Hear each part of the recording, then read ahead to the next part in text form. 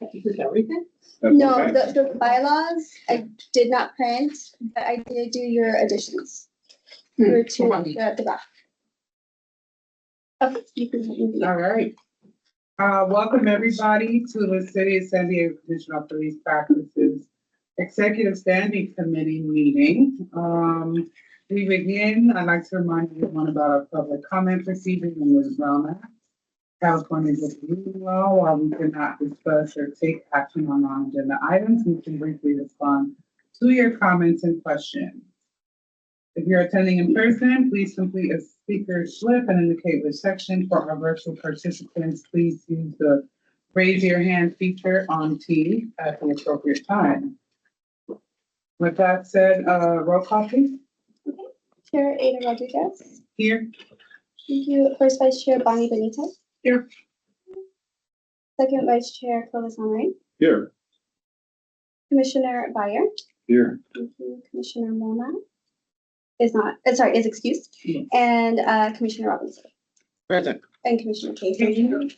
you share because I want to see if there's any public numbers. Yes.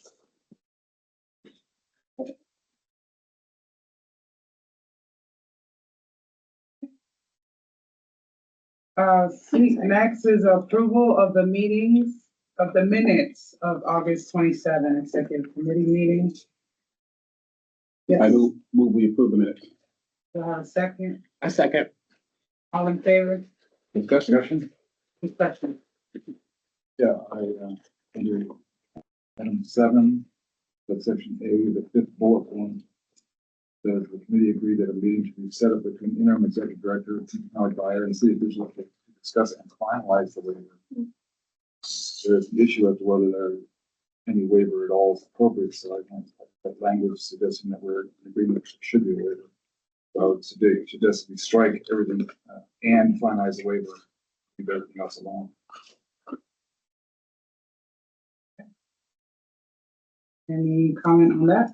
Well, for the purpose of the minutes, the question is what actually happened in the meeting. If we disagree with it, we can change it. But if this is what was decided in the meeting, then it should, if this is what was decided in the meeting, it should stand on the minute, and then we just change it later. So if that's not what we said in the meeting, then it should be corrected. Yeah, well, I think Alex's interpretation was correct. So. Okay. There was no decision made. All right. All in favor with the amendment of Commissioner Byer's comments? All in favor? Unanimous. Mhm. All right, next is the chair report.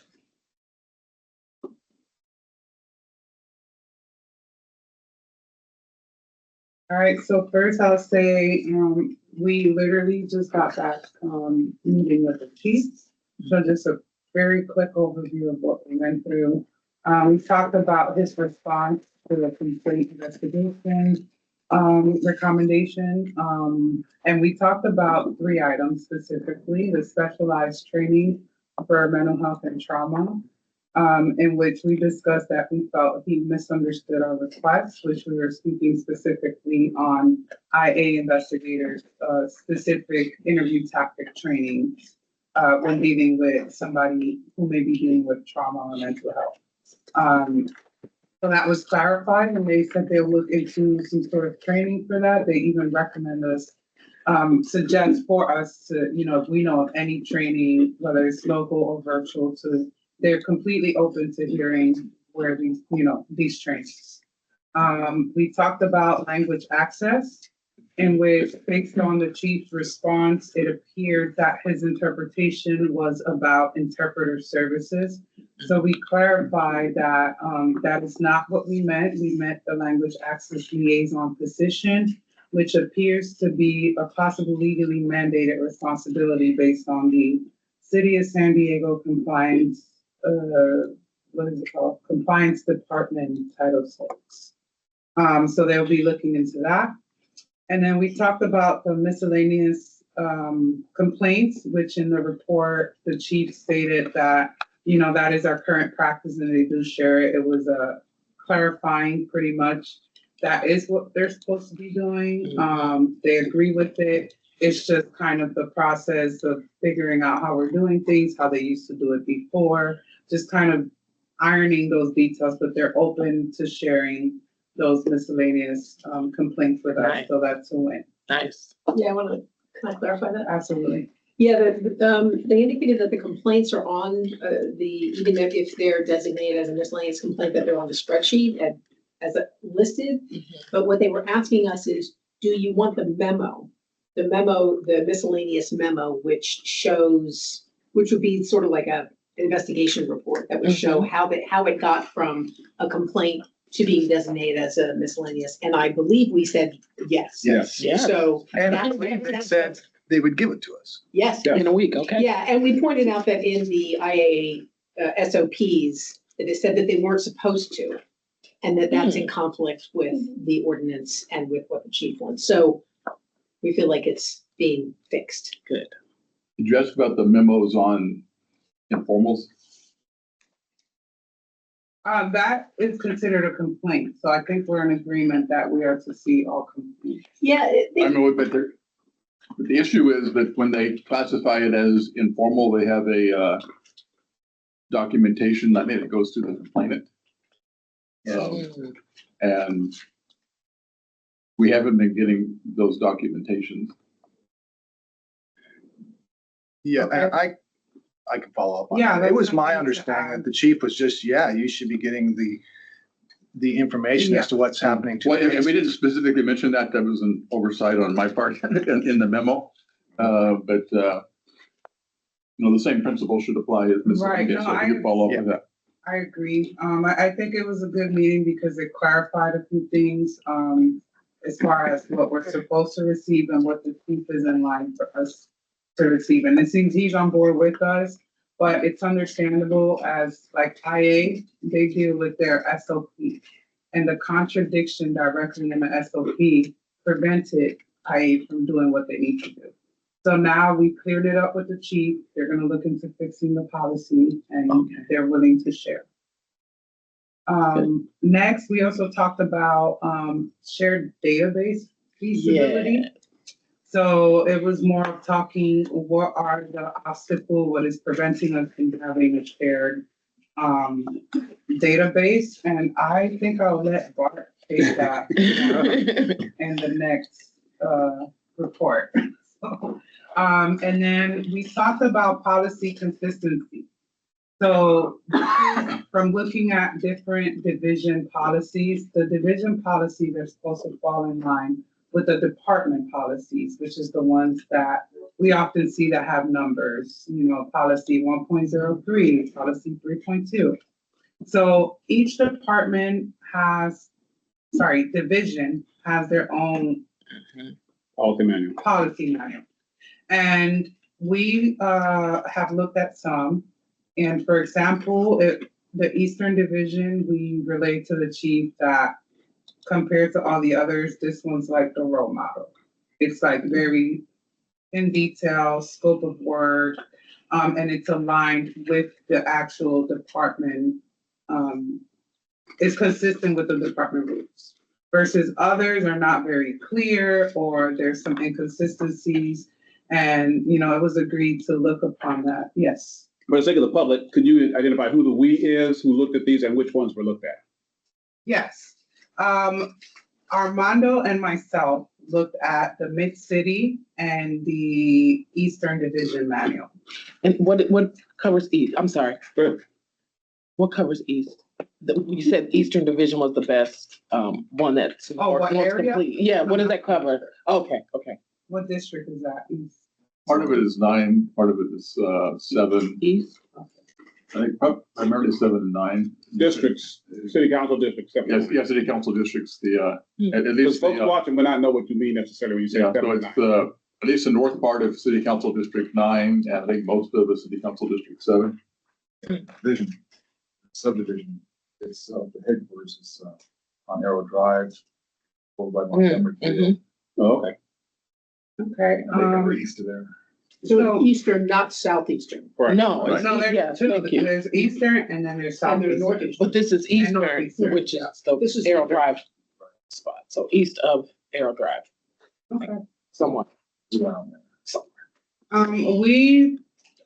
The chief and the cabinet talked about the, policies and inconsistencies, and they, agreed that there's definitely work to be done.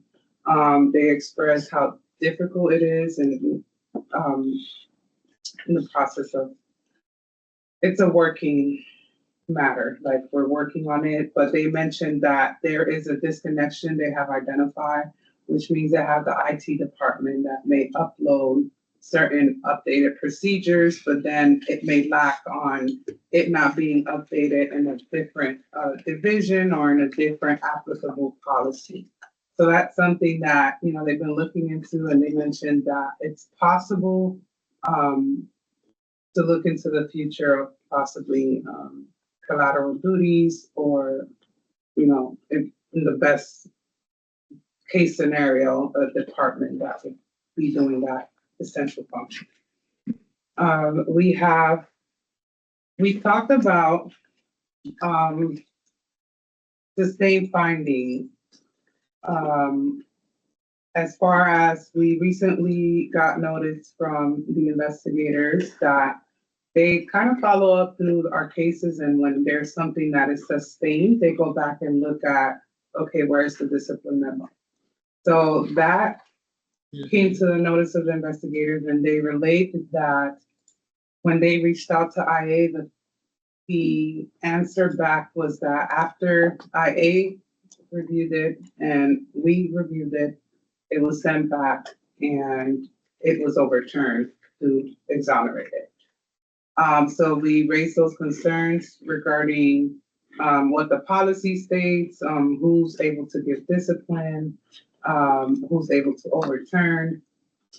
And So did they notify us that they had, they did not. So that is a concern that was brought up, and they acknowledged that they should have, and moving forward, they would let us know. And yeah, so that's moving forward. We're now gonna receive the memos. We're now able to ask for memos. Yes. So they say that this is an extremely rare situation, but I'd like to ask Doug if he knows, since in his history of the CRB or the CPP interim and being on the CPP, if this has happened before, that you're aware of. not that I'm aware of, that's why I was kind of surprised. And was it overturned in, like, on appeal from the subject officer, or?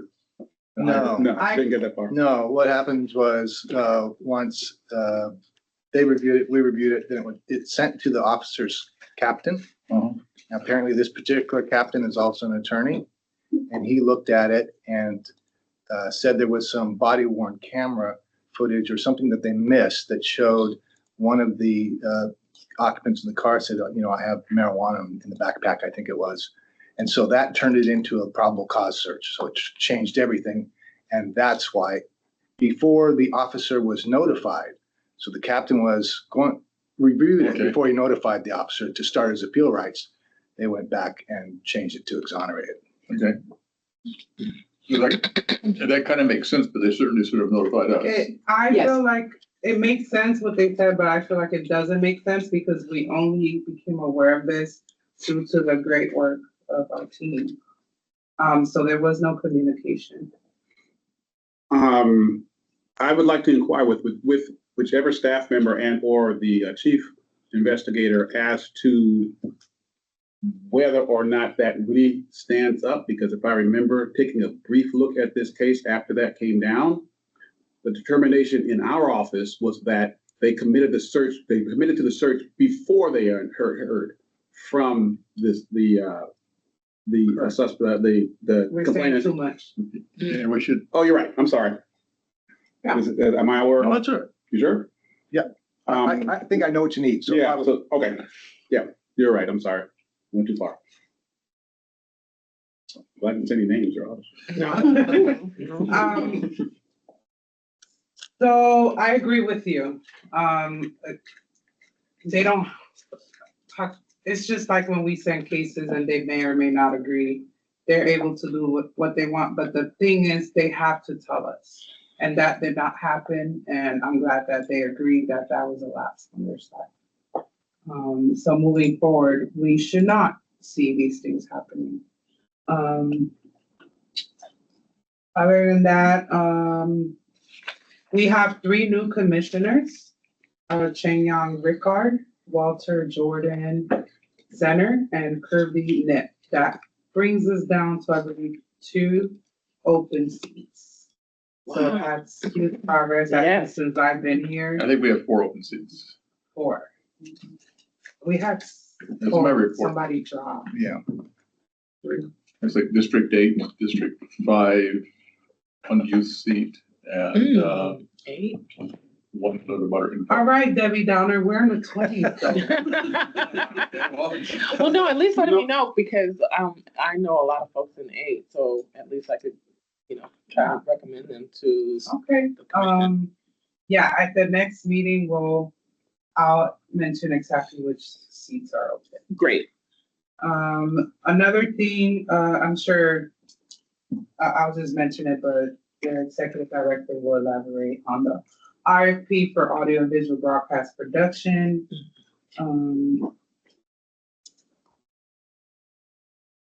These are updates.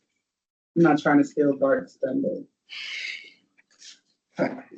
And this is part of the meeting, the semi-annual report. And yeah, that's it for my chair report. Passing it over to interim executive director.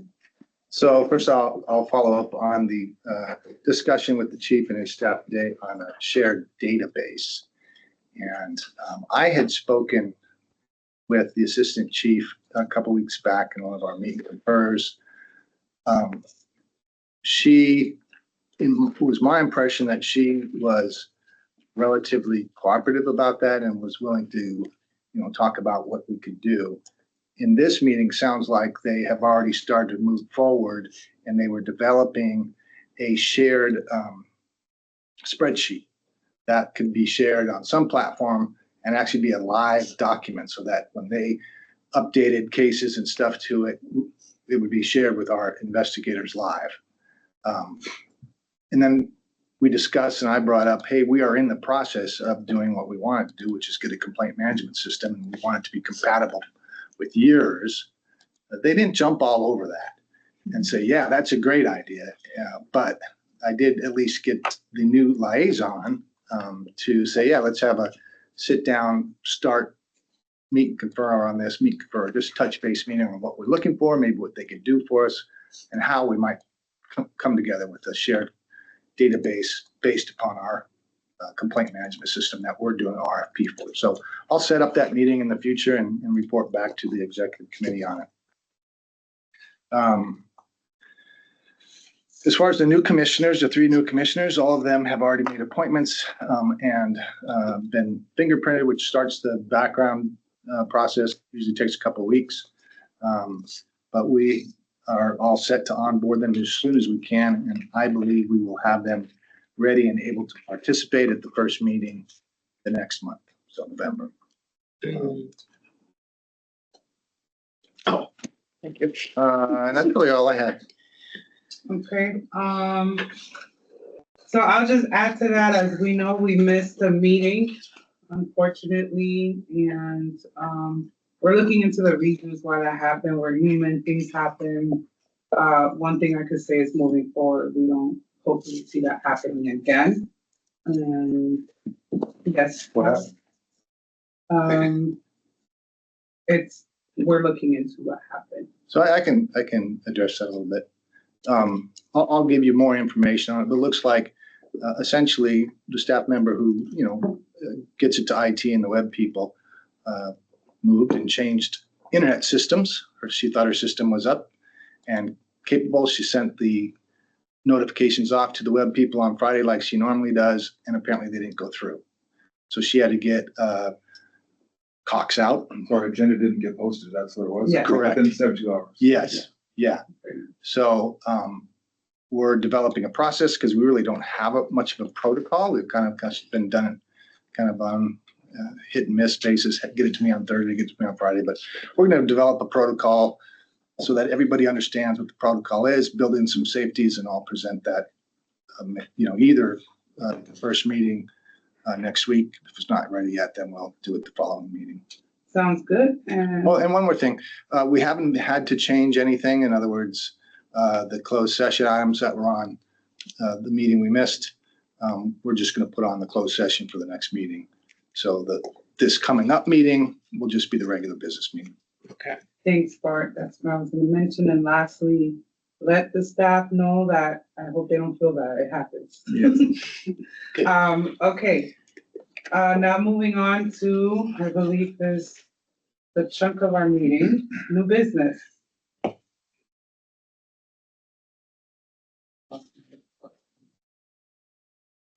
So you all should have been on bylaws, I think is first. We don't have them printed here, but you all should have been emailed. I can pull it up. Yeah. Oh, yes, please, thank you. My screen. Do you want to share it on my too? Yeah, right? Mhm. So point of information, Oops, what is this? Telling me my password. this says it's discussion / action item. Or, Under new business number 7, everything says it's parentheses, discussion / action item, Oops. apparently for all 4 of these. Mhm. So I guess the question on the table for me is what action are we seeking to take regarding the bylaws? Or is this just for discussion? So I'll address that. Yeah. I didn't know what would come out. Why is it doing that? So after discussion, if you guys wanted to change something, Okay. add something, I wanted you to be able to. So I just listed let's vote. Okay, thanks. That's the screen too, so you can see it up there. yeah, thanks, Bart. Cause typically, I like it like that. 'Cause typically, we want an action item out of every topic we have. Because- All right, so on with, the bylaws. Did you want to look at the First, Vice Chair. red one? I think it would be helpful to look at the red line version so that you can see the changes. So there are a few, I'm gonna stick with the highlights because this will go before the whole commission. But the main things that we want to accomplish is to make the bylaws more concise, not repeat for the most part what's in the ordinance, but rather refer to the ordinance. And Commissioner Byer actually did a lot of work on looking at other bylaws and coming to the committee with recommendations on how to pare our bylaws back. So you'll see a lot of red line in this. Just as an example, right there on section 1, you can see that we removed the part where we talk about like how we got here, right? That's just a classic example of things that we have removed. If you want to, yes. Again, this point of information, we are referring to quote unquote red lines, but for folks who They're are green. watching, they're actually green They're green. lines. Yeah, Stricken Change yeah. areas. Oh, it's all good. I just There's want to like make sure I know what we're talking about. Just make sure- Yeah, there are various colors in Yeah, here, it's and rainbow. that refers to the various iterations of the changes that Right. were made over a series of months. And so scrolling down, you can go through authority. You can see that we decided to eliminate all of the levels of authority that go into the bylaws. In Article 2, I'm going to go quickly and then in some of the preliminary stuff and really kind of pause. Yeah. So when you're taking out all of this and it says like, this is done because of the Brown Act and this is because of this, Mhm. are we creating space for someone to say, well, we're under our own jurisdiction? No, Okay. because we do make reference, and right here is a good example, where it said duties, consistent with section 261107 of the San Diego Municipal Code, which was what we did throughout, where we're referencing the municipal code, so that rather than trying to restate or All the- summarize, because the language was not inconsistent, but it didn't necessarily mirror the municipal code, so why repeat it when it's already somewhere else? Exactly. And Doug and Alec were on this committee, so please, you guys chime in as you see things that you might want me to pause on. And so some of the things we did leave in, if you scroll down here under purpose mission, section 2 duties, We left in particular, independently investigate and evaluate. We actually, this was a editing choice where this this whole thing is, as we're looking at on the screen right there, this is an area that actually is in the ordinance, but we decided that for this, we would leave it in the bylaws. In part because it really highlights some of our specific duties. And then you can keep going down to E, F, G, H, I, maintain and mandatory training programs for commissioners. Some of these kinds of changes were cleanup to better match what is in the ordinance, where we found that we were trying to summarize some things that perhaps we could have done differently. Go down to section 3. So those were our mandatory duties, and we actually left them in there. Under discretionary powers, here, like we do in a number of sections moving on, we just reference the municipal code. So this is just a bunch of strike-throughs under our discretionary powers, and you can just keep scrolling through those strike-throughs to section 4. Here too, consistent with the municipal code. And I'm going to stop repeating myself. I'm going to really just kind of focus on the things that are substantive changes that are really going to make a difference. I just have a question Yeah. back to the complaints. I know that we were having discussion about internal affair or inside the police department investigations. There was something on that, and that we were speaking on beyond just because what was here, or is that getting that information? Because it was I'm not something sure about what you're Some internal investigation. internal investigations, and Yeah, like- I don't. So with us discussing that we wanted that. Is that something that should be a part of the bylaws, or should that not be? Unless it's a Just part of to the keep ordinance, just- it can't be a part of the bylaws. Thank you. Right. It is part of the ordinance and it's part of the mandatory duties. So that's my question. It's something we can't do until the meeting is completed. Right. But would we want that in there as a part Like, I of think we, our Have to see which investigation? section you're specifically referring to. Well, I didn't see it in there at all, but it was just under like why we In how we can if you scroll investigate. up under duties to subsection A, or actually B, go to B. So for example, here, Right. That's where independently investigate and Yeah. evaluate. Yeah. Right, so these are some of the mandatory duties that are anticipated once we complete this and meet and confirm. We didn't omit sections that we're not able to do yet, just because we're not through meet and confer, if that makes sense. Is that what you're asking about? Right, but we had a discussion and it wasn't, I'm assuming it wouldn't have been a part of our bylaws at the time about internal investigations. So I'm just making sure, and especially if Doug is saying that is in the ordinance, that we actually have that included, so we can hold on to the discussion we have so that we don't have to keep discussing it. If it's in our bylaws, it's there. I'll look into it. So Yeah, Am I clear? yeah. if I could clarify at least for myself. Yeah. So I know that we were looking at internal affairs division investigations, but it also came up that sometimes at the captain level doesn't go to IA because it's such a lower level complaint category. I think that's what you're talking about. Correct. And as long as we have the language in here, as we do at the beginning, where it says it's consistent with the community code, then it's included in there.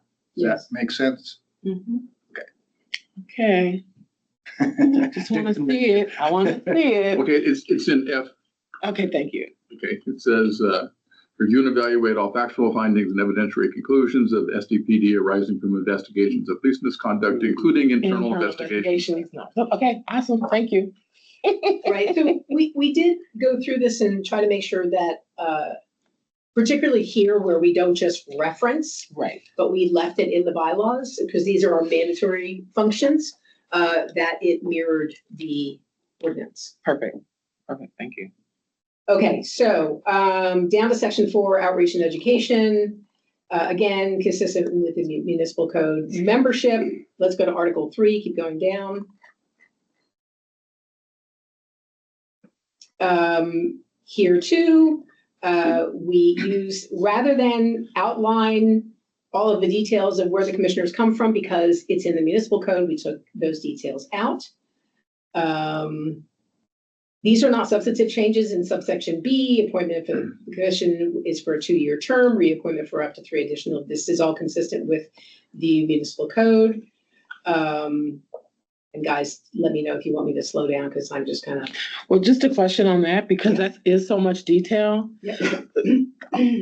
Will each section, in a sense, refer to the municipal code in a sense of, like how we get these where we can actually go right to the municipal code? Or is it just overall, we just go look at the municipal code and then we'll be able to find it where it says Right. What types of commissioners we're having? Sure. Overall, we're referencing the specific subsection of the municipal code that this area of the bylaws is covering. Every now and then, we leave highlights in, right? That's the one, yes. Right. Yeah. So here, for example, in subsection B, we left in that reminder, oh, by the way, it's a 2-year term and you can serve no more than 3 of us. Technical question on that. Mhm. The first round of commissioners, including myself, were appointed to a 1-year term. Some of them. Yeah, that's it. Did I I say had something? the same Yeah. question. Yeah. Yes, some were 1 year. Some were younger. So when does our 2-year first term begin? Are they gonna count the They're first? doing it term? now. And so the first term were staggered so that half of them could be, now everybody's 2 years. There's no more 1-year terms. So So was I'm in was my- his 1 year? To catch up. Yeah, Right. so I'm in my first 2-year term. That means I have 2 more terms or 1 more term? Good question. Well, I'm You gonna get be 4 3 she's the chair. Get her permission. You get up to 3 consecutive 2-year terms. Mhm. And so you did 1 year. Right. You get 3 consecutive 2-year terms. That's what- It doesn't say 1 year is excluded. 1 year counts as 2 years. It doesn't say Also, that. you get an Right. additional. That was 6 my years. interpretation. I just wanted to So get it 6 years clear. total. I'm Let's look at, looking at this. 7 Okay. years total. 7. 7 years total. So you have 7, so you get a bonus. Unless we want to change it. No, we're not making this an action, just info. Okay, so subsection D outlines the what you have to do to assume office, and that you have to be sworn in every time, which I find a little redundant, but that's the way it is, and sign a new oath card. For those of us who just renewed or have renewed, you know that you have to do that. Well, that's interesting because they swore me in twice, but they didn't have me sign. Well, maybe they do when they swore me in. Yeah, they did. Okay. Yes. Meeting attendance. Here, this language was mostly cleanup language. We, for example, under A1, we changed health to incapacity to further clarify what health means, illness or incapacity. Subsection B has to do with the confidentiality of case review. I'm going to pause here and just have you all, I'm assuming that you all have read these materials before this meeting. So that's why I'm going at this clip. But we wanted to make clear that you have to, before you're eligible to access any case information, you have to sign a confidentiality agreement. This is a change under committee participation, subsection C. Commissioners are required to participate. This is a proposed change. At least one of the committees of the commission. And so we were thinking about how many standing committees we have, how many commissioners we have. And with this ultimate goal of having 25 commissioners, we didn't know if everybody had to be on a standing committee. One of the issues here was consideration of people's schedules. Their ability to regularly attend in-person meetings, which of course the standing committees are. So if you don't like these changes, just speak up. I have a Yes, clarification on that. So, yes. Commissioners are required to participate on at least one of the committees of the commission. Is there a time period? Are you supposed to be on one for all the time? If you have just one committee in your 2-year term, does that satisfy this? We didn't address that. Yeah, well, That's a good question. We could. here's the real deal. This is a guideline because it says commissioners are required to stay on one committee. Well, if a commissioner doesn't, we're not going to move to kick them out. this is a guideline saying, please, everybody participate, is what this is saying. Yeah, and I wasn't saying kicking out. I was just trying, if I was a commissioner, trying to figure out what does that mean to me? Does that mean once I join an ad hoc committee, it's done, then I'm done for my Right. 2-year term? That's why we made that, took out standing and made any committee qualify for this Well, that's fair. requirement. I think that's fair. Okay. So just, Because that's why we took out standing. Yeah, I understand that. I was just trying to determine what. You're asking in intent what was. period of time? Yeah, the period in which you have to participate in one committee. Is this, would you Well, like wouldn't it that- for it to say per term? yeah, I That would- think, I got the same question too, pretty much, like, what if I was not the chair, just the commissioner, and I come to every commission meeting, but I don't have the bandwidth to be part of a committee? Do I get kicked out of the commission? no, Well, no, because there are only limited circumstances where someone can be removed and we can't remove anyone. The city council has to. So this is setting an expectation. Expectations. But that is- got it. that's a good question. So are we speaking that every term, like we do it, like, just like Bart is saying? So when we get back for, like, we do it, our second 2-year term, and we were just on an ad hoc committee on our first term, 2 years. And that ad hoc obviously is over, right? It's ad hoc. Does the clock start over again on that second term, on that second 2-year term? Commissioner Byer? Yeah, thank you for bringing it up. That was something we kicked around quite a bit. So I'm thinking now maybe it's the word required. Yeah. It's the causing word That's what, the discomfort. So maybe we could substitute something else like, Expected? or Expected. yeah. expectation's good. Yeah, And then you can say each term, so that way, because when I and if see you can't, required, it's okay. you know, Required is, if I know that scary. Commissioner Byer is not in the meetings, I'm like. what's up? And impose the duty and that Exactly. appears to have consequences. Expectation is great. But- Okay. And then each term, Yeah, per term. per term, thank you. Commissioners are required to pursue and complete trainings mandated by the commission.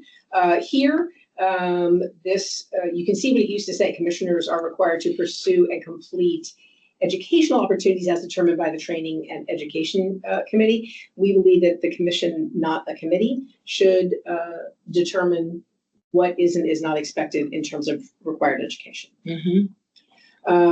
Community outreach. Commissioners shall participate in community outreach activities. And then there's language in here about commissioners being authorized to speak in public about the activities and goals of the commission. And then we included also only the chair and the executive director may act as spokespersons for the commission for clarification. Clovis. The term shall, I think, and I'm no attorney, but every time I've read something in a legal context, the term shall kind of has the same ring as required. Yes. Yeah, it Yep. means mandatory. Yep, it's must. Okay. Unless you Yeah. disagree. This is why we're here. Yeah, well, I'm gonna wait and see what the entire commission says about it. If it's Sure. concerned, Oh, fair. raised there. Okay.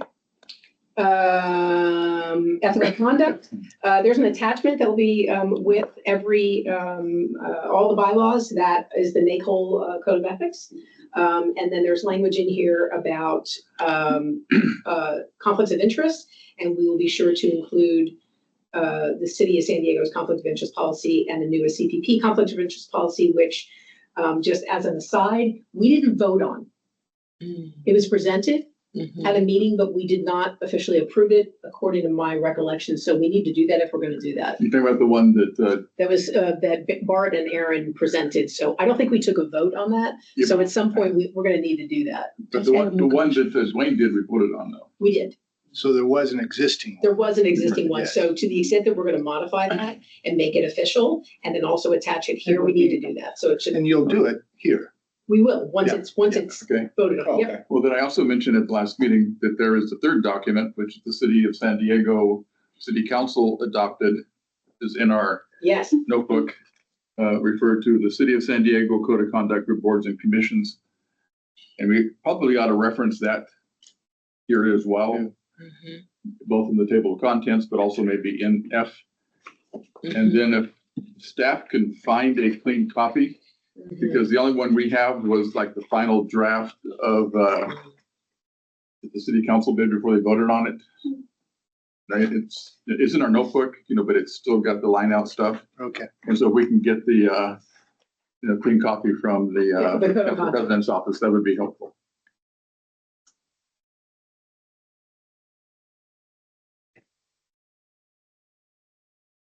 Yeah, I'm gonna re-raise an issue that I raised during the discussions about this, and that is the language actual or perceived conflict of interest. I really don't like that perceived conflict of interest term because it is vague and ambiguous.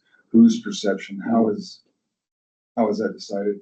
So I'm just raising that now, and when we bring it before the full commission, I'll raise it again for discussion. Okay. It has the word could. Yeah, vague and ambiguous. So Bart, if you could kind of take a close look at this subsection, Article 3, Section 2F is where we are, and give some feedback just specifically on that section, see if we need to clean it up. And I guess related to that is it's not clear who makes the determination of when active participation, other boards, committees, or organizations pose an actual or can perceive the conflict of interest with membership on the commission. Who makes that determination? Yep. I guess part of what the issue is.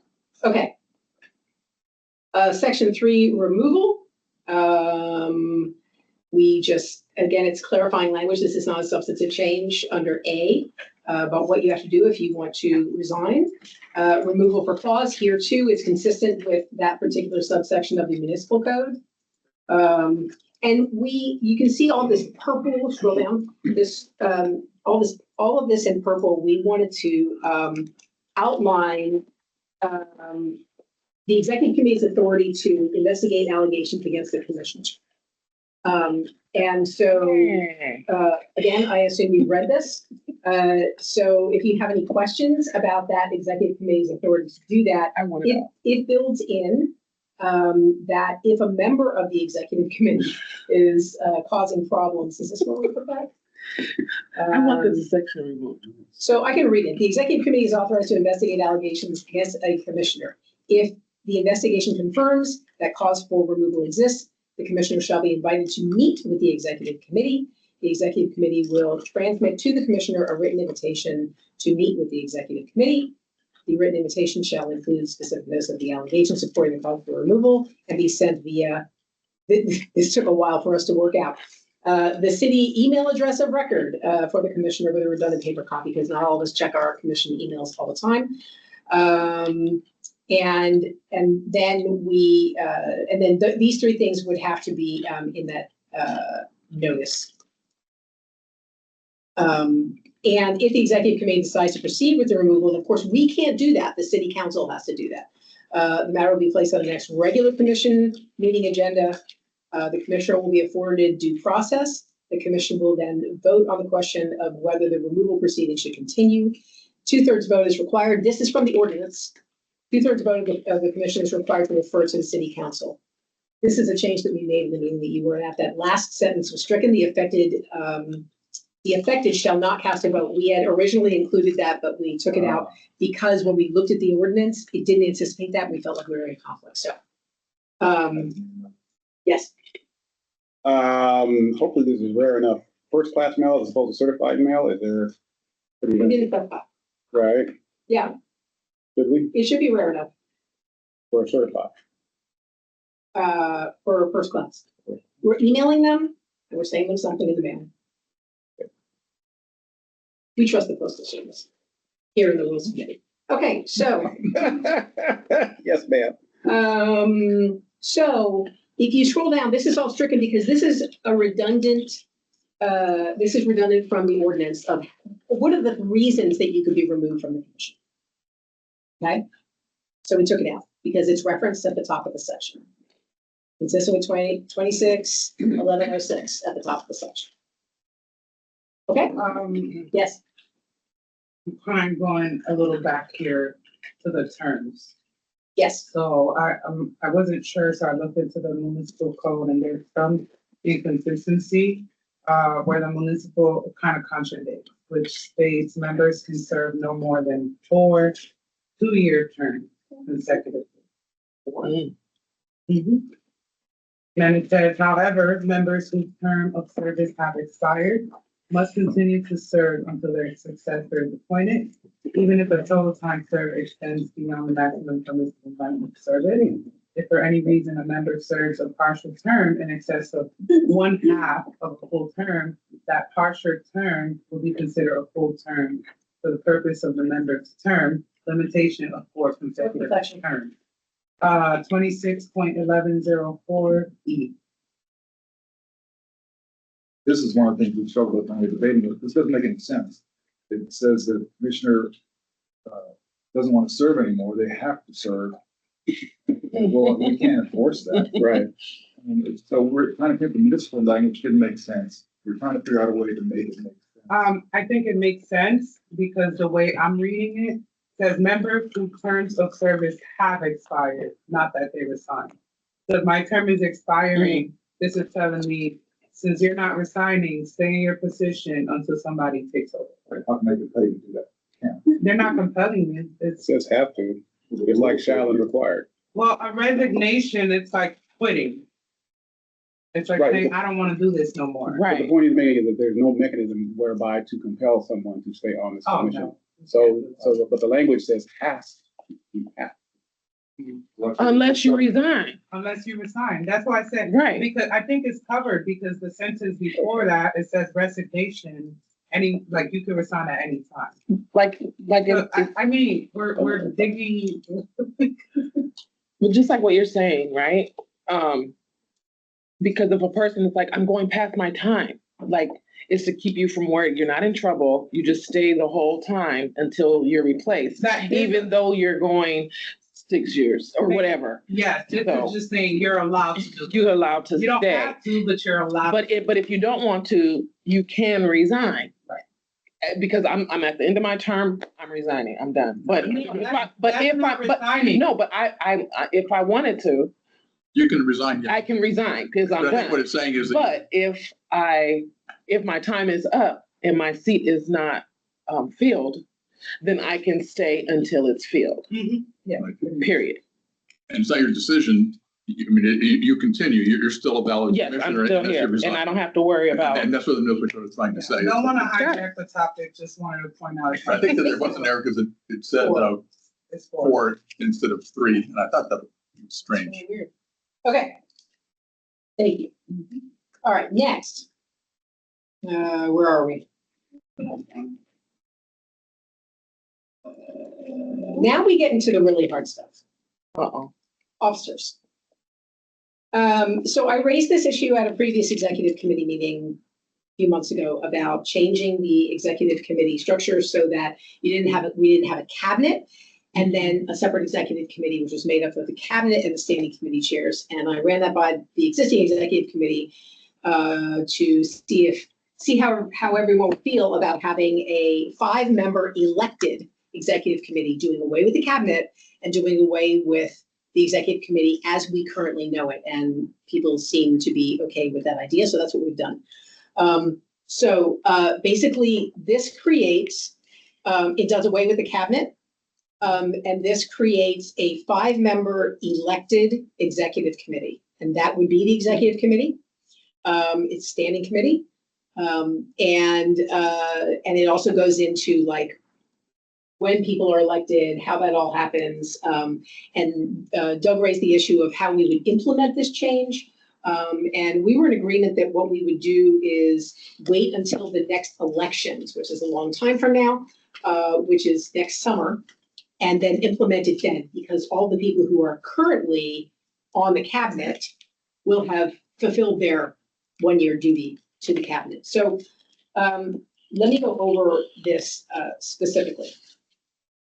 There are 5 positions. There is a chair. There's a vice chair for policy, a vice chair for external affairs, a vice chair for strategic planning, and a vice chair for commissioner development. The reason for that is to make sure that there are ties between the newly elected executive committee and all of the standing committees.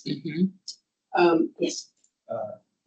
And these new rules are defined a little bit lower. Yes, a little bit lower. We're gonna get to What that. they are, yeah, they're defined. Yes. All officers are elected at the last regular meeting. We did away with open, call them regular meetings. This is just kind of cleanup language in section 2, subsection A about the elections. If you go to vacancies, subsection B, this goes through, so our current structure basically says that if Ada's position is vacant, I automatically ascend, no, one of us, I think me, I ascend to that position and so on. We did away with that sort of. Basically what we said is that on a temporary basis, if the chair runs off to, where do you want to run off to? Bora Bora. Aruba.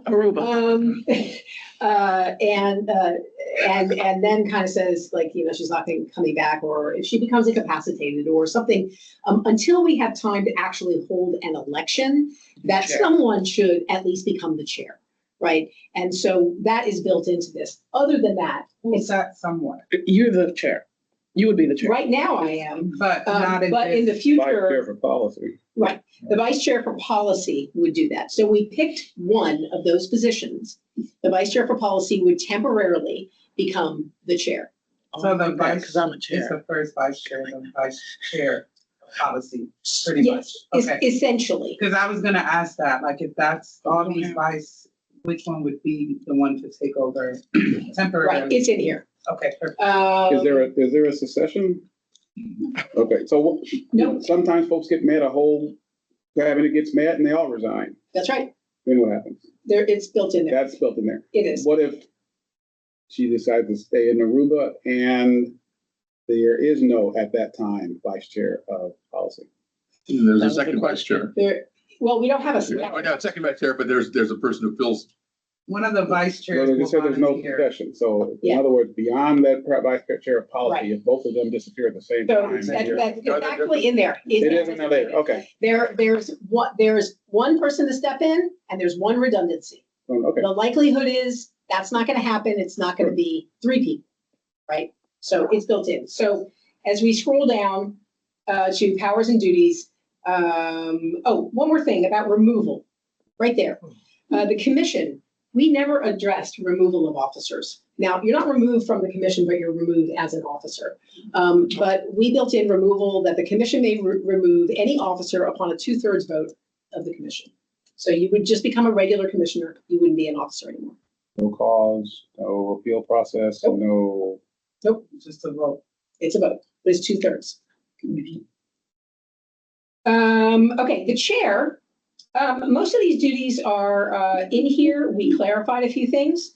For example, we took out the cabinet, set the agenda for the commission and executive committees in collaboration and consultation with the executive committee and executive director. Again, we're doing away with the cabinet, so we have to imagine us not having that. Here we added the city attorney because we were trying to be more global about coordinating and how the chair might be working with the executive director in terms of communicating with officials. Below that, appoint chairs and members for all standing committees of the commission. Chairs of standing committees shall be subject to the approval of the commission. So part of this was to address perceptions and history around placing too much authority in one person. And so even though functionally the chair will still appoint the members for all the standing committees for the commission, it's going to be, if the commission says no, then they can do that. So basically what she would say is, I'm appointing the chairs and members for, the rules committee. These are going to be these people, like let's say at the beginning of her term. And she will say, she'll ask for the approval of the commission, right? Mhm. So I don't really see this as too much of a problem, but having that check with the entire body is helpful. Serve as an ex officio member. This is not really a change. It's just language change. Perform other duties. The role of the chair really has not changed hardly at all, other than putting in a few little safeguards like that. The next section, subsection B, is the vice chair for policy. So you can see they fulfill the duties of the chair in the temporary absence of the chair, participate in SDPD and internal affairs, SDPT, internal affairs, and chief of police meetings. Now, we bumped up against something here because the executive committee is and actually the changes are in the materials here somewhere. Yeah. My 2 changes. Yeah, they're on the bottom. Do you want me to go to them? No, not yet. But here's the thing. When we do away with the cabinet, we only have a single executive committee, standing committee. 3 people are a quorum, Right. which That's what I was then worried invokes about. the Brown Act. Yeah. Okay, so basically the chair and either One of the. one of these 2, it's anticipated that it would be Okay. these 2. The chair for external affairs or the chair for policy would attend those meetings. And the fact is that we're not all available at, all the time anyway, but now only 2 people will be able to attend those 2 particular meetings, plus staff, because staff attends the IA meetings, investigators attend the IA meetings, and the executive director. And in the future, I would imagine the executive director and possibly the general counsel, or perhaps the deputy director, will attend the meetings with the chief. We don't know, how that'll go moving forward, but this is something to be mindful of. And there's language a little bit further down that addresses this issue.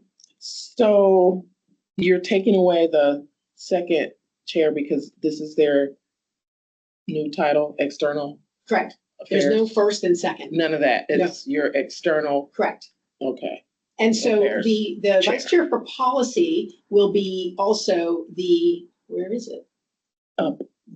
Hold on, I'm looking. They should be why is it missing? The liaison to the policy committee? Is that what's there?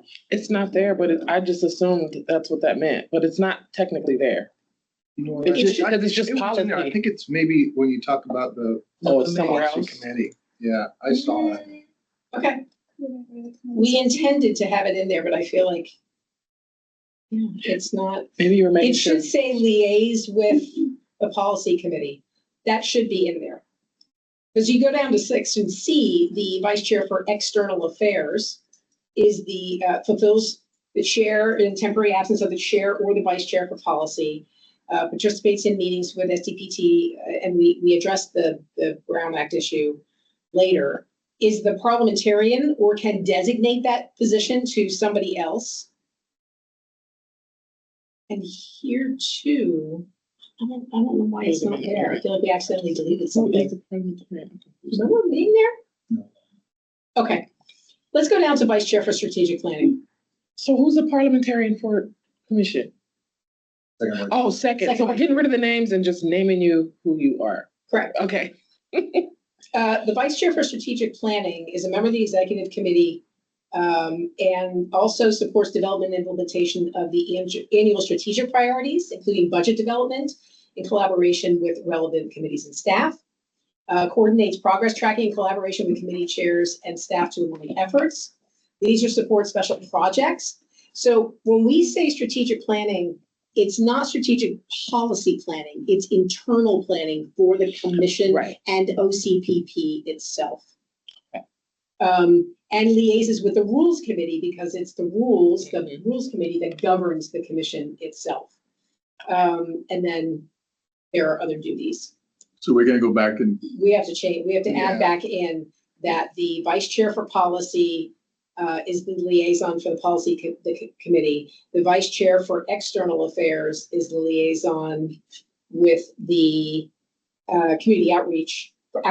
Is it community outreach? What is it called? Outreach. Yeah. Outreach committee. And then finally, yeah, go ahead. You got it, Elena? Yeah. I could have sworn I was in Can there. you go back, make sure there's no one hand up? I have it in front. No Oh, one's okay. handed up, but I can pull it up just for a second. The last position is the vice chair for commissioner development. And this position, as you can see, liaisons with the training and recruitment committees. And so they're a member of the executive committee. They focus on recruitment, onboarding, training, and continuing education for commissioners. Yep, that right there. And so obviously all of these positions will liaise with various staff members who are working on these projects. The idea is that these are not the committee chairs, right? They're the communication line between the work of they might be the committee chair. They could be the committee chair, but that's not the intention. So, yeah. The idea is to make sure that there is a consistent flow of communication between the staff in these areas and the executive committee, and the committees the standing committees working on these issues and the executive committee. And I don't know why the first two weren't in there because they were in the original draft, but it's okay. We will add them back in. And that covers the 5 standing committees and the relationship between the executive committee and those 5 standing committees. Yes. Does that make sense? Yes. And again, this won't be implemented for several months. Can you remind me where in all these materials, Alina, is that other? Oh, it's when I scroll on here, Sure. it should be after. They did the clean version and then. This is. So it's at the end, it's after the red line version. So if I can have it here. Yeah, okay. All right. Let me just read this. Sorry, these are a lot of changes. So there's going to be language later, and we'll get in under the definition of the executive committee. Really quick, just Yeah. doing a time check. Yep. 5:32, so we may not get to some of the new business items, but this is quite important. We're close to the end of the important stuff of the bylaws, sort of. So under the executive committee, it says to ensure its compliance with the Brown Act outside the executive committee meetings, and this is my change from what we did where Alec was not there. A majority of the executive committee shall not participate in meetings with SDPD internal affairs, the chief of police, or other external meetings. So you can see it in the bubble to the right. This change will address the issue of compliance with the Brown Act, and it basically says you're not going to have more than 2 people. Now, yes. Executive committee 2 executive committee members, and they should be the external affairs and policy committee members. That's how it's delineated in there. Okay, yes, One or the other. correct. One or the other. Yeah. Yes. You can go to Article 5, scroll back up to where we were in Article 5. Do you have something there? No. Okay. That whole section with the new leadership model is the biggest change to this document. And then there's a few more things. Sorry. All right. Above committees, Oh, here it is. meetings. Here too, we just took out unnecessary language in section 1. We took out unnecessary language in subsection 2. Oh, you're looking Sorry, at I'm the looking at the clean clean version. Page 40. Where are you on the agenda? 21. Yeah. Yeah. Keep going. Okay, now, yep, meetings. This is just cleanup language, closed sessions. Here too, it was just to clarify the language of when we go into closed sessions and who can attend. Attendance by anyone other than commissioners is by invitation. Now, we go into closed sessions, just one sec, mostly to do case review, but occasionally we may go into closed session, for example, on a personnel issue. Right, and that's why that's left that way. If it's a case review, obviously we have the confidentiality issue where people will have had to sign something in order to be present in that meeting. Sure. I can't remember our discussions on this, attendance by anyone other than commissioners by invitation. Did we discuss anything by invitation only, or it's not, depends who gets. Attendance by anyone other than commissioners is by invitation. By invitation should be, it's by invitation only, because no one is. Yeah, probably only, I would add only that as well. I So, Clifford, remember this, the police department would automatically be eligible for it, would they not? Closed session. Closed session? No, No, No. no, you're right, no. and so we could invite them. By invitation, but not. But only, Yeah, okay, the intent is. Barge that- in there. yeah, I'm good. Oh, Yeah, that makes sense, yeah. Okay. Okay. Special meetings, this. So, this is something important. There was a time where, I tried to get the cabinet to have a special meeting of the commission, and I was rejected. And, Because it was between Christmas and New Year's. because it's around the holidays and we were in crisis, and it should have happened, in my Should've opinion. happened, yeah. And so I don't know if the chair ever communicated that with the rest of the cabinet, but now we at least have this in here that a special meeting may be held from time to time, special meeting may be called by the chair, a majority of the executive committee, or, and this took us forever to get through this, any three commissioners. Because two people can be stupid, but a third voice we thought could bring some reason to that. So 3 members of the commission can call a special meeting. Of the commission. Of the 25. out of 25. That's when we have 25. We talked But about it this means too. to speak of a special meeting, not just call a meeting. This is because we were being Well, specific it's a about non-scheduled, non-scheduled meeting for One topic. specific, Yeah. right?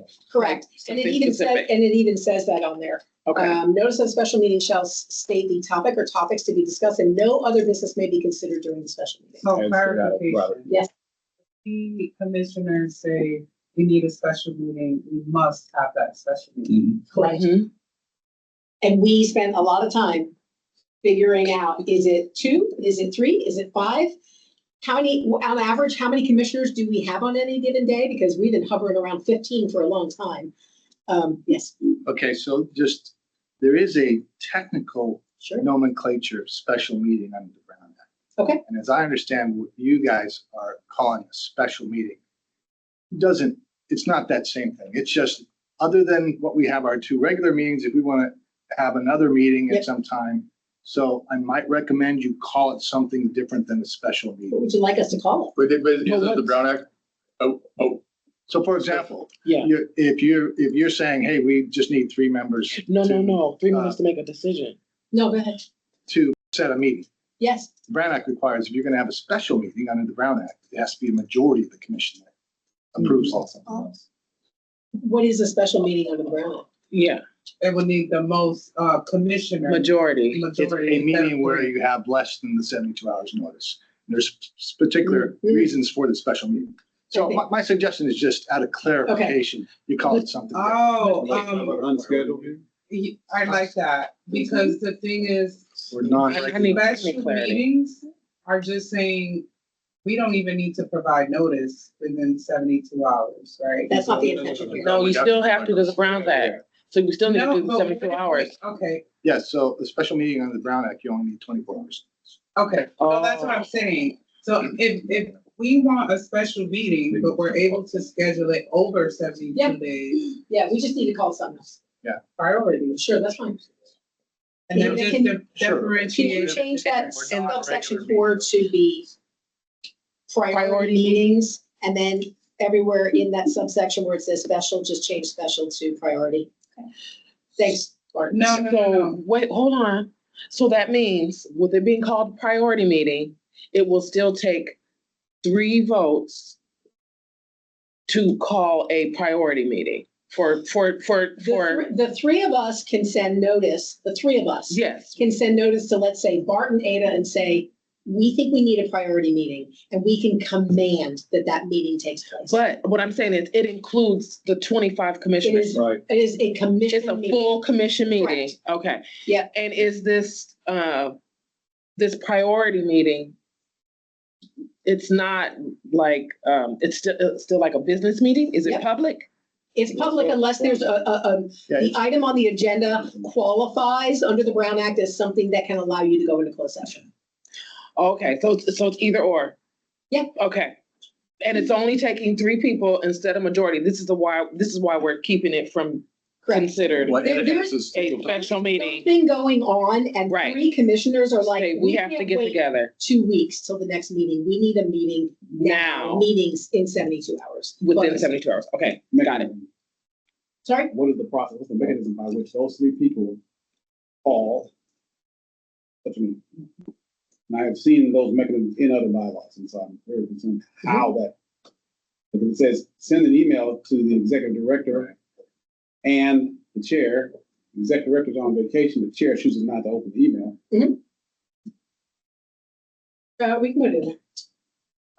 What do you I recommend? just want to add, I'd have to think more about it for this Um, unusual. I would kind think of it would be situation. an email to the executive director and the chair. just really quick for this specific section in the bylaw, since, Bart mentioned the Brown Act. I went to look into the Brown Act requirements for a special meeting, and we're gonna have to kind of post that. One of the requirements is the media, which has previously requested notification of special meeting, must also be notified. at This is least not a 24. special meeting. This is The not. priority No, meeting. no, not this meeting, but we still had to have the special meeting in the bylaws. So it's two different things. I You think have- we have to have it in the bylaws. If we call a special meeting, it has to be a special meeting, which it means a majority. What, the reason I think it needs to be differentiated is Mm. because the special meeting is, so what if we have 3 commissioners that say, we need this meeting now, but we coordinate and the meeting is to take place after 72 hours? We need to know what we have to do in that case, because then it goes from priority to special. The difference from priority and special would be the time frame. Not necessarily. You It's can the just- voting. Let's let Bart, We could just put in this section for Mhm. priority meetings. It has to follow the Brown Act. sure. Okay, I think we have a challenge, and we need to take a close look at specifically at the Brown Act, because this is not the Brown Act itself. It says definition of a special meeting. A special meeting is any meeting that is not a regular meeting and is called to address specific business. So that's the definition, if this is correct from the Brown Act as to what a special meeting is, and that will be whatever we're talking about. Because it's any meeting and it's not a regularly scheduled meeting. Yeah. So maybe we should send this back to the. Yeah. committee. Send it back to the general But then, counsel. We would said that the then general mean that counsel. we require a Yeah. majority to call the meeting? Yeah. What's that? Would that then mean it would require a majority to call the meeting? And how would you accomplish that? Now, So that's it. We're still. Still sitting We back. can't have the 3 commissioners. So it doesn't exist. It's outside of the, Under the Brown Act, we I'm can looking call a at the special key meeting. Requirements for the Brown but he said all meetings. Actually, I'll have to look. a majority vote of the executive Just don't have- committee is 3 people. But no, because the Brown Act majority. is a majority For of. a special meeting, it has to be majority of Okay. commission. So we're still in the same So place. how do we address the priority issue? So, Yeah, well, right, I guess imagine, okay, so you're saying that the Brown Act requires there's gonna be a special meeting. Who can call a special meeting under the Brown Act? I believe it says in the The majority. presiding officer, the chair, Right. or a majority of the body.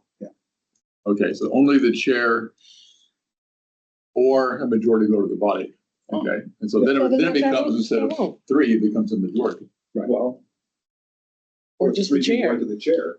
The chair, of course, the chair, then all the powers are Yeah. the chair, and that's what we're trying to. Yeah, so but the issue is what if the chair decides not to call a Right. special meeting? That's. So Then we have to do the majority. And then That's our other choice. how do you get the majority there? that's the question. Mechanism. So maybe we can, Let's have Bart look Yeah, at let me this. look at, I Barbara, could that- apologize. I'll look at this. and- Yeah. Okay. and come with, can we still get that done so we can vote on these next week? And what, I have I'll try one- to. I don't think Okay. it'll be that difficult.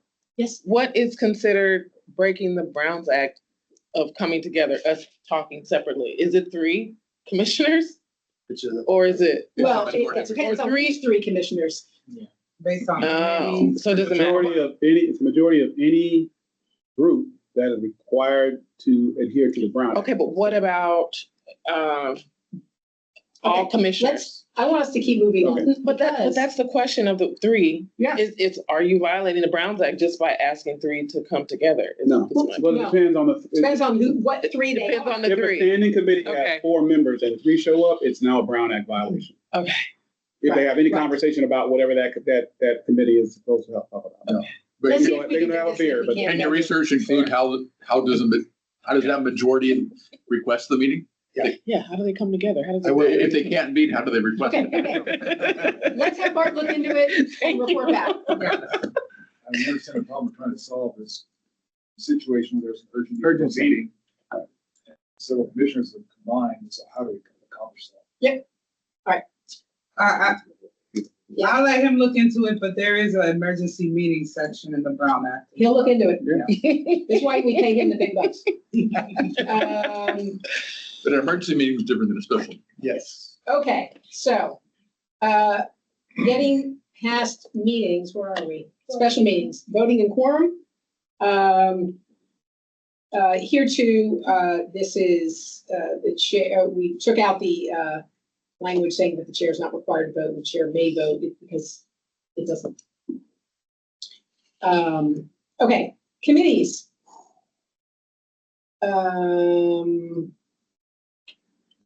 So here, if you look at line 1, 2, 3, 4, 5, maybe 6, committee shall not take any official action on behalf of the commission without prior authorization from the commission, as opposed to final action, because the entire body needs to make those determinations. In many organizations, executive committees can act in between meetings of the larger body. We did not build that in here. Maybe someday we will, but we felt like that's a little premature.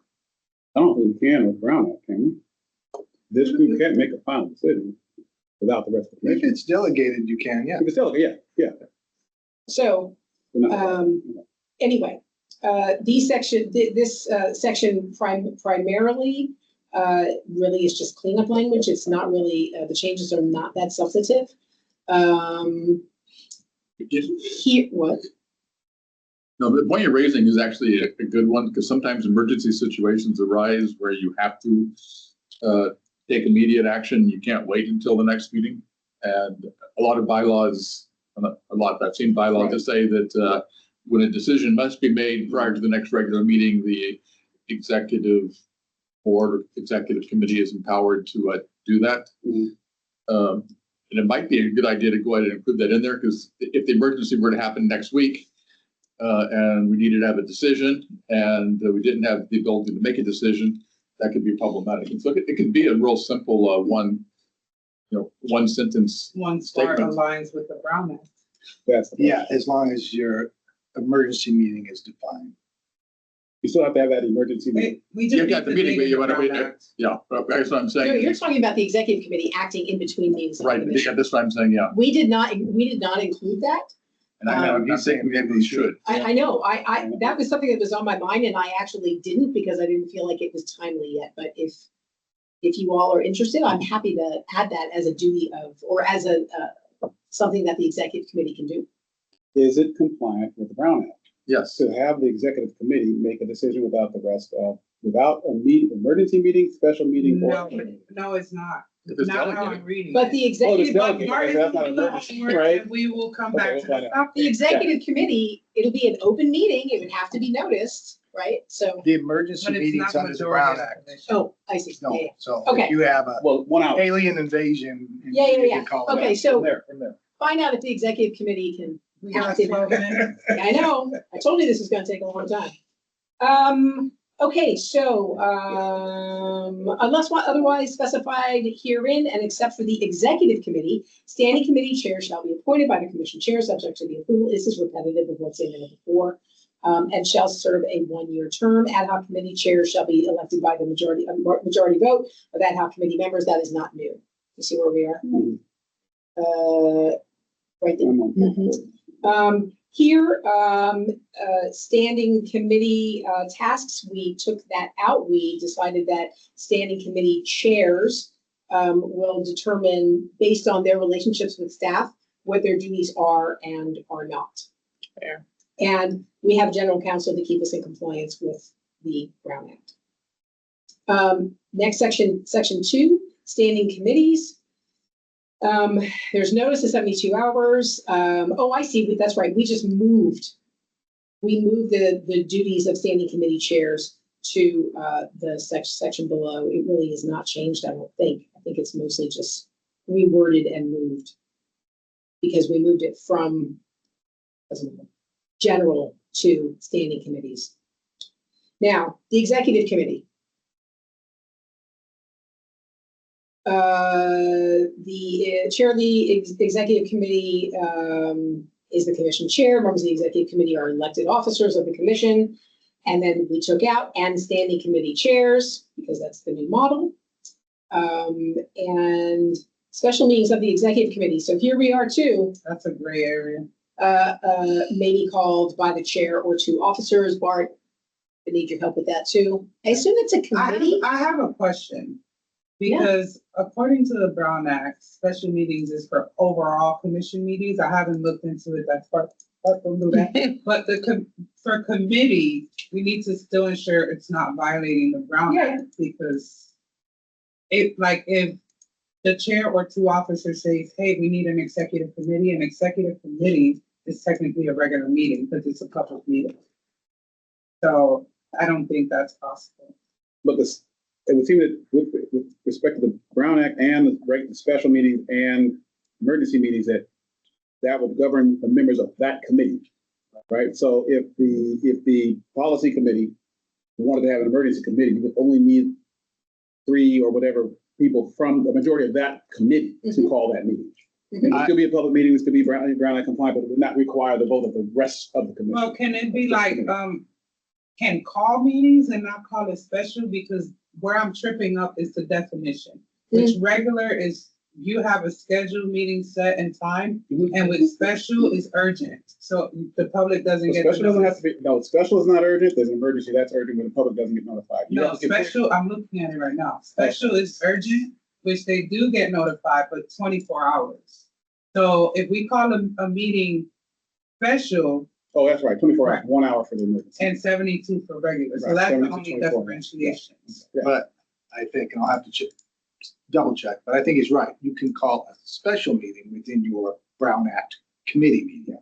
Yeah, Right, but it's not called a special meeting if the meeting happens 72 hours after the Correct, it discussion, would be. It would be a regular meeting, Scheduled. even though it's not on track. so here, we could just say meetings of the executive committee Yes. may be called by the chair, Okay, yeah, that makes sense. Makes sense. well, or two It seems officers. simple, but. We need executive committee help from Bart too. Yes, Okay, busy. great. And I will wait for time in for action versus information.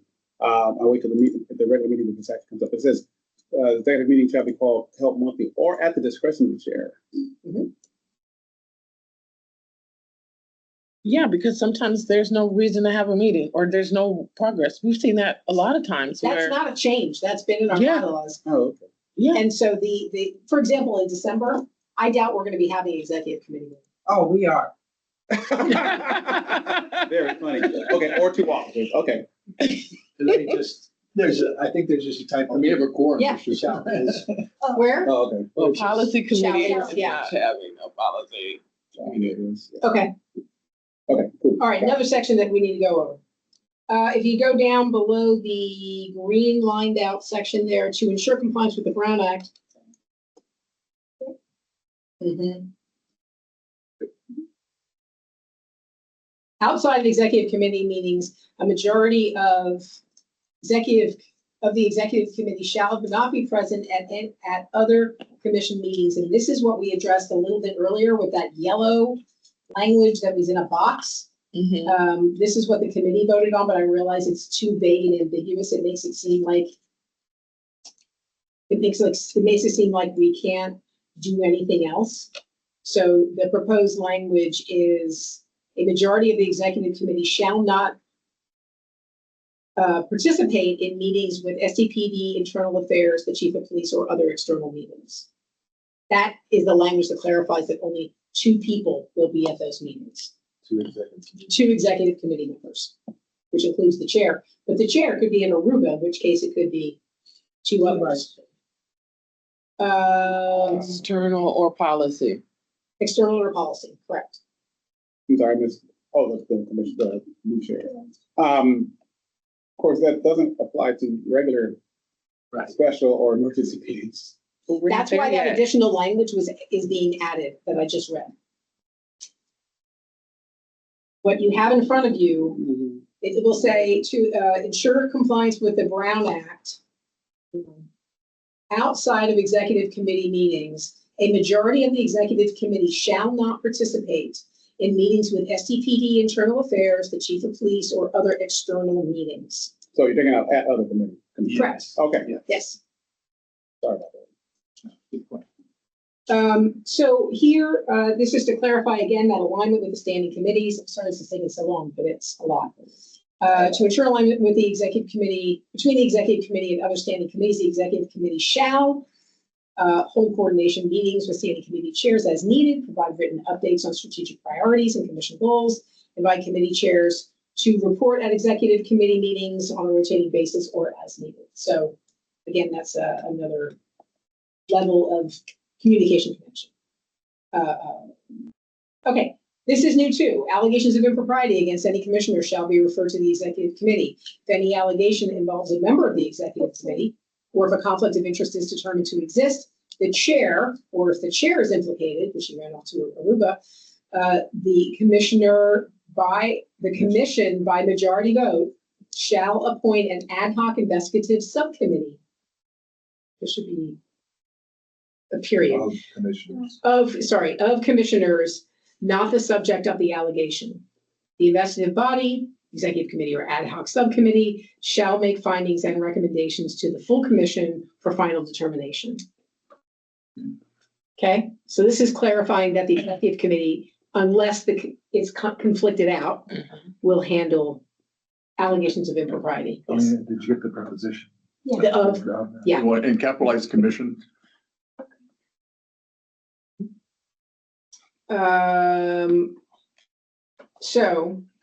Policy committee, only language change there essentially is to work with staff. In all of these, we put work with staff. Training committee, we changed from training and education to just training committee. The training committee shall work with staff to develop and implement training and continuing education programs. Outreach committee only changes work with staff.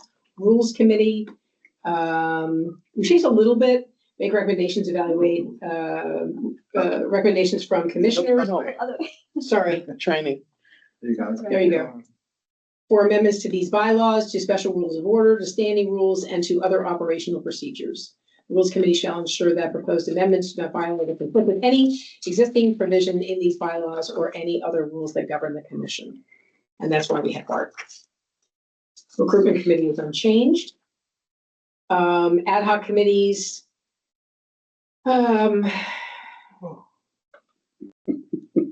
We want to clarify that once an ad hoc committee's work is done, it disbands. And the nominating committee shall be formed to facilitate election of officers.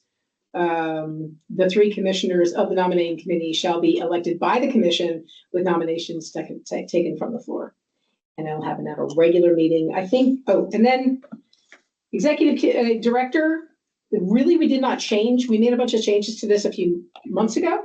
So here we just clarified some of the language about coordinating with the chair.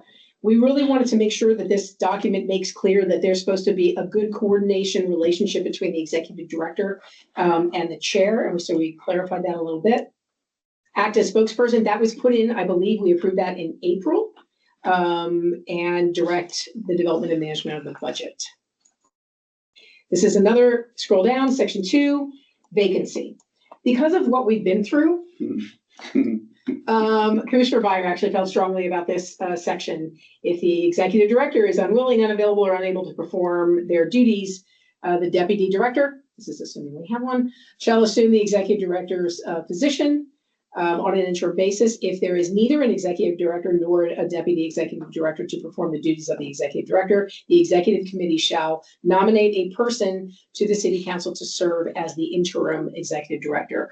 Bart, I'd like you to read this over and see if you have any thoughts about whether any of that should be, just from a functional standpoint. I have a question. There's a redundancy. There's a So redundancy. So let's go back to the situation we had in January. What if, we like, let's think if that process was in place back then. Are you saying that we would have here voted on who to recommend to city council? Yes. So let's say if Bart wasn't here, Mhm. because at a point we didn't have neither. Mhm. What would happen then? We're just And we trying to- feel like all the other staff doesn't, like, is this a recommendation from anybody or within the OCPP? Like, how would that be handled? That could be either or. Yeah. So the executive committee could select another staff member, or they could recommend somebody From the outside. from outside like we did with Danell or both. So, okay, And, but no application, just a yeah, recommendation. well, and last time we did it with the personnel committee because we were establishing a personnel committee to do the executive director. But that may not always be the case. And so this establishes that the executive committee would do that. Got it. Yeah, and our thought process, we want something that's effective and efficient, because what's happened to us in the past just drags on forever. So we want to be able to take affirmative, proactive steps to get things going and nominate some to the city council. if we had to. I like it. And I suggest you strike the redundancy. Where's that? Shall assume the executive director shall assume the Oh, executive. uh-huh. Good eye, I didn't see that. The only other That thing was is that we my removed the corrections. cabinet in the next section under independent legal counsel.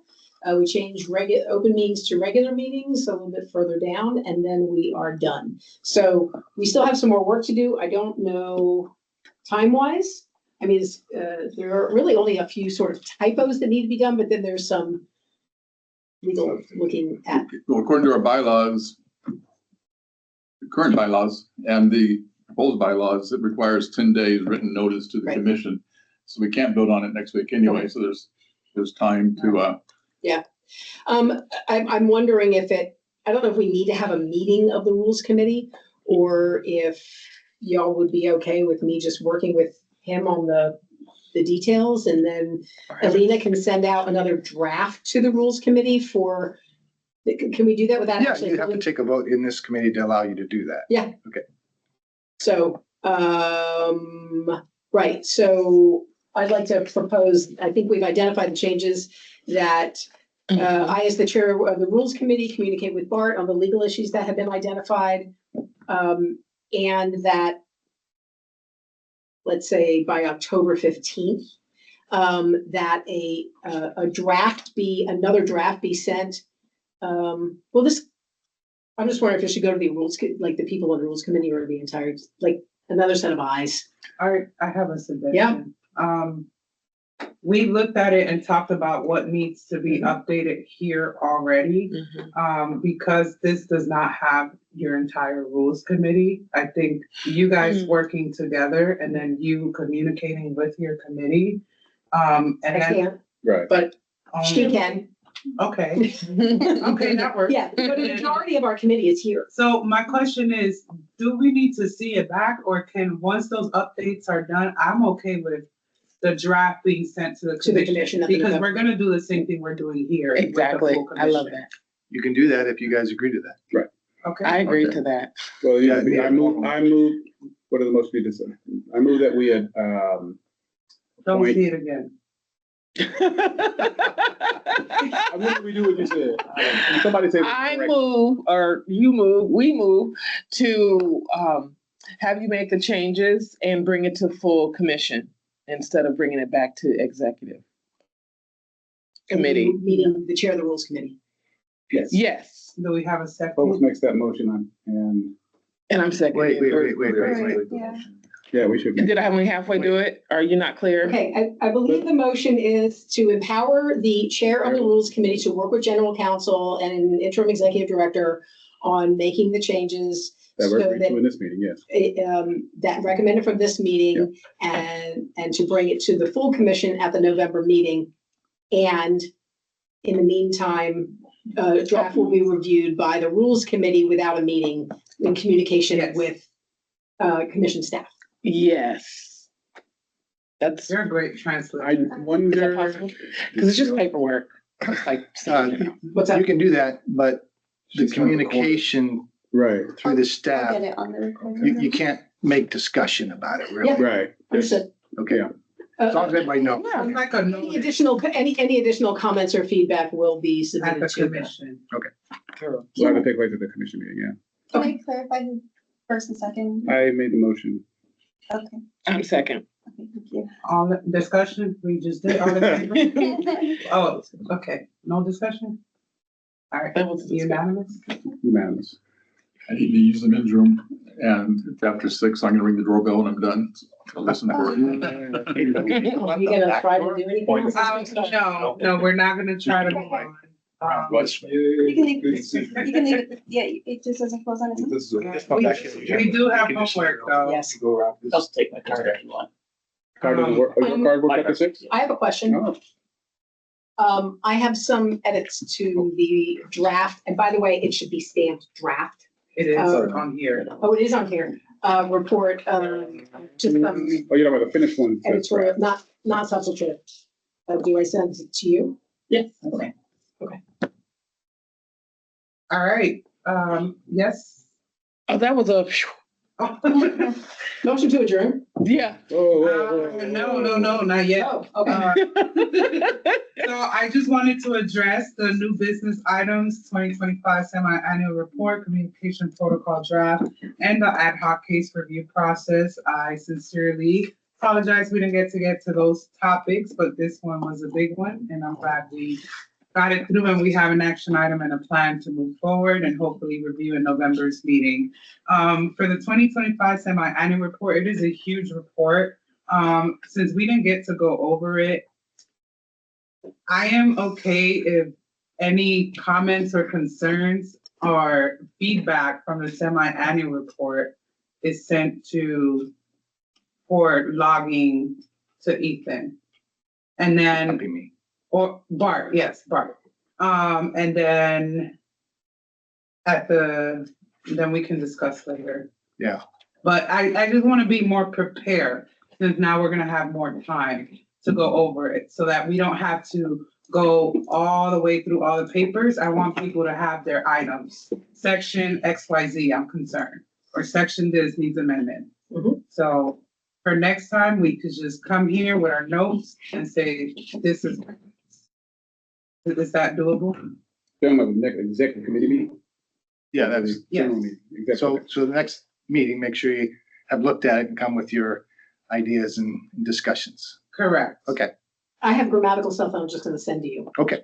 Exactly. So if it's just things like that, by the Yeah. time we meet, we all have it kind of together. Hopefully, could come to a conclusion like we did today. And yeah, that's pretty much it for now. Doug's not here, but I was gonna say thank you. He worked on this. Again, that's another item we can review ahead of time. And the ad hoc case review process as well. Thanks. So these things are not Commissioner gonna go directly to the commission next week. They're gonna come No, back to us. we have to discuss here. So first, starting off with a point of information, what else will we be covering on this agenda today? We're not. That's. So then second is a point of order. This meeting is scheduled to go till 6:30, is that correct? No, No. it's an hour and a half. Hour and a half, 4:30 to 6. Oh, okay. So we're already moving. You trying to stay longer? Yes, he is. All in favor? What are we voting on? To stay till 6:30. Well, actually, the minutes, I mean, the notice only says 4:30, doesn't it? It's intended to be an hour and a half. Yes. Yes, Okay. Yeah. Those are Yeah, over no, six. no, I have one. Is there I can any- Start putting, Public comments. yes, that we're continuing, or yes, that we are adjourning? Is there a motion on the floor? I think Here's a kind of a point, legal point, is you can notice a meeting that starts at 4:30, and then you can go as long as you want. Right. And that's what we We've did. noticed a meeting that ends at 6. We did? Did we? No. No. And that's what we turned to it that way for that The reason. intent Okay, has always good, been an good. hour and a half. Good, I thought you guys always, And I know we are all busy, so I don't want to keep everyone here unless we agree that we want to stay. And she and I are back tomorrow at this time. Okay, so that's a no. Thank you so Well, much. a point of order, is there a motion on the floor? No. Mm-mm. Okay, then, according to both Brown Act, Robert's Rules of Order, and because of the context we're in, I recommend that we have a motion to adjourn. motion to amend. To I mean, to adjourn. And we vote on it. I was getting there. We already got past. Okay. A motion to adjourn. So moved. Second. All in favor? All right. I abstain from that motion. Thanks, Bonnie, that was a lot. Do you want to hang out some more? Well, I do have some commentary. Yes,